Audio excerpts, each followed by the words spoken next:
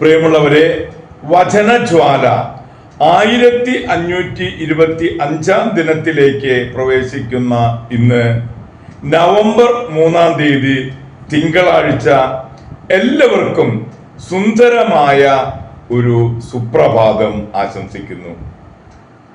ഇന്നത്തെ വചന വായനയിൽ പ്രഭാഷകന്റെ പുസ്തകം 44 അധ്യായം 6 മുതൽ 23 വരെയുള്ള തിരുവാക്യങ്ങളാണ് നാം ശ്രവിക്കുക. വിഭവ സമൃദ്ധിയുള്ളവരും സ്വവസതികളിൽ സമാധാനം വസിച്ചവരുമാണ് ചിലർ. ഇവർ തങ്ങളുടെ തലമുറകളിൽ ബഹുമാന്യരും കാലത്തിന്റെ മഹിമയും ആയിരുന്നു. ജനങ്ങൾ പ്രകീർത്തിച്ച പ്രസിദ്ധരാണ് ചിലർ. സ്മരണ അവശേഷിപ്പിക്കാതെ മാഞ്ഞു പോയവരുണ്ട്. ജീവിക്കുകയോ ജനിക്കുകയോ പോലും ചെയ്തില്ലെന്ന് തോന്നുമാറ് അവർ മൺമറഞ്ഞു. അവരുടെ മക്കളും അങ്ങനെ തന്നെ. എന്നാൽ അവർ കാരുണ്യമുള്ളവരായിരുന്നു. അവരുടെ സത്പ്രവൃത്തികൾ വിസ്മരിക്കപ്പെട്ടിട്ടില്ല.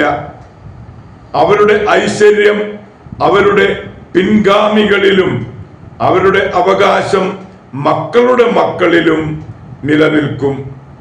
അവരുടെ സന്തതികൾ ഉടമ്പടികൾ പാലിക്കും. അവരുടെ മക്കളും അവയ്ക്ക് വേണ്ടി നിലകൊള്ളും.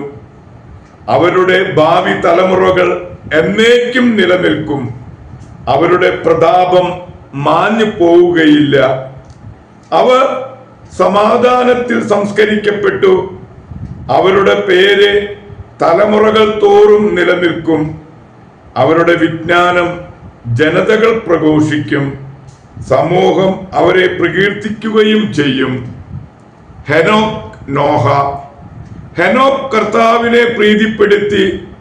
അവൻ ഉന്നതത്തിലേക്ക് സംവഹിക്കപ്പെട്ടു. എല്ലാ തലമുറകൾക്കും അവൻ അനുതാപത്തിന്റെ മാതൃകയാണ്. നോഹ തികഞ്ഞ നീതിമാനായിരുന്നു. വിനാശത്തിന്റെ നാളിൽ ഒഴിവാക്കപ്പെട്ട മുളയായിരുന്നു അവൻ. അങ്ങനെ ജലപ്രളയത്തിന് ശേഷം ഭൂമിയിൽ ഒരു ഭാഗം നിലനിന്നു. മധ്യകുലം ജലപ്രളയത്താൽ നശിപ്പിക്കപ്പെടുകയില്ലെന്ന നിത്യമായ ഉടമ്പടി അവനുമായി ചെയ്യപ്പെട്ടു. അബ്രഹാം, ഇസഹാക്ക്, യാക്കോബ്. അനേക ജനതകളുടെ പൂർവപിതാവായിരുന്നു അബ്രഹാം. മഹത്വത്തിൽ അവന് സമനായി ആരുമില്ല. അവൻ അത്യുന്നതന്റെ നിയമം പാലിക്കുകയും അവിടുന്ന് അവനുമായി ഉടമ്പടിയിൽ ഏർപ്പെടുകയും ചെയ്തു. അവൻ സ്വശരീരത്തിൽ ഉടമ്പടിയുടെ മുദ്ര പതിച്ചു. പരീക്ഷിക്കപ്പെട്ടപ്പോൾ അവൻ വിശ്വസ്തത തെളിയിച്ചു. അതിനാൽ അവന്റെ സന്തതി വഴി ജനതകൾ ആഗ്രഹിക്കപ്പെടുമെന്ന് കർത്താവ് അവനോട് ശപഥം ചെയ്തു. ഭൂമിയിലെ മണൽത്തരി പോലെ അവനെ വർദ്ധിപ്പിക്കുമെന്നും അവന്റെ സന്തതി ആകാശത്തിലെ നക്ഷത്രങ്ങൾ പോലെ പെരുകുമെന്നും അവർ സമുദ്രം മുതൽ സമുദ്രം വരെയും മഹാനദി മുതൽ ഭൂമിയുടെ അതിർത്തികൾ വരെയും അവകാശമാക്കാൻ ഇടവരുത്തുമെന്നും അവന് വാഗ്ദാനം ലഭിച്ചു.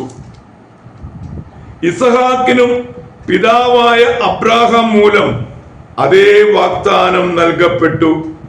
എല്ലാ മനുഷ്യർക്കും വേണ്ടിയുള്ള അനുഗ്രഹവും ഉടമ്പടിയും യാക്കോബിന്റെ ശിരസിൽ അവിടുന്ന് വെച്ചു. അവിടുന്ന് അവനെ അംഗീകരിച്ച് പൈതൃകാവകാശം നൽകി. അവിടുന്ന് ഓഹരി നിശ്ചയിച്ചു. അത് 12 ഗോത്രങ്ങൾക്കുമായി ഭാഗിച്ചു കൊടുത്തു. ദൈവത്തിന്റെ തിരുവചനമാണ് നാം ശ്രവിച്ചത്. പ്രിയമുള്ളവരെ, ആഗോള കത്തോലിക്ക സഭയിൽ ഇന്ന് വിശുദ്ധ മാർട്ടിൻ ഡി പോറസിനെ അനുസ്മരിക്കുന്ന പൊൻസുദിനം. ലീമായിലെ നീഗ്രോ ആയി ജനനം.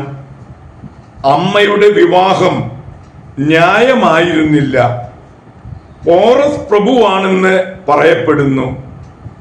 കൂട്ടുകാർ ഓടിച്ചാടി കളിക്കുമ്പോൾ മാർട്ടിൻ വിശുദ്ധ സെബാസ്റ്റ്യൻ ദേവാലയത്തിൽ പ്രാർത്ഥനയിലായിരുന്നു. അമ്മ മാർട്ടിന് കൊടുത്തിരുന്ന ഭക്ഷണവും വസ്ത്രങ്ങളും അദ്ദേഹം ദരിദ്രരുമായി പങ്കുവയ്ക്കുമായിരുന്നു. 13 വയസ്സായപ്പോൾ പഠനം നിർത്തി ഒരു ഡോക്ടറുടെ പിയൂണായി പ്രവർത്തനം ആരംഭിച്ചു. 15 വയസ്സായപ്പോൾ ഡൊമിനിക്കൻ സഭയിൽ ഒരു അൽമായ സഹോദരനായി ചേർന്ന് സ്നേഹത്തോടും ത്യാഗത്തോടും കൂടി രോഗികളെ ശുശ്രൂഷിച്ചു.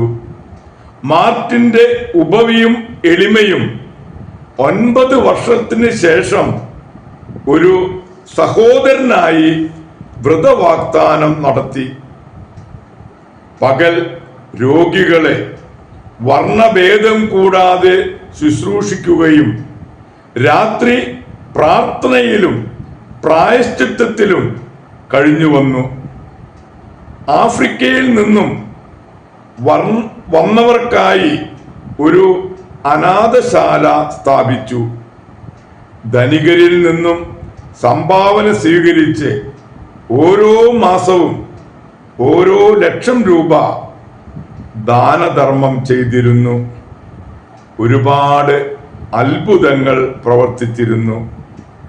പ്രാർത്ഥനാ വേളകളിൽ ശരീരം ഉയർന്നു പൊങ്ങിയതായും പറയപ്പെടുന്നു. 60-ാം വയസ്സിൽ അദ്ദേഹം നിത്യസമ്മാനത്തിനായി വിളിക്കപ്പെട്ടു. പ്രിയരെ, വിശുദ്ധ മാർട്ടിൻ ഡി പോറസിന്റെ മാധ്യസ്ഥം യാചിച്ച് ഇന്നത്തെ ഈ നല്ല ദിവസത്തിലേക്ക് നമുക്ക് പ്രവേശിക്കാം. എല്ലാവർക്കും നല്ല ഒരു തിങ്കളാഴ്ച ദിവസം ആശംസിക്കുന്നു. ദൈവം നമ്മെ ഓരോരുത്തരെയും സമൃദ്ധമായി അനുഗ്രഹിക്കട്ടെ.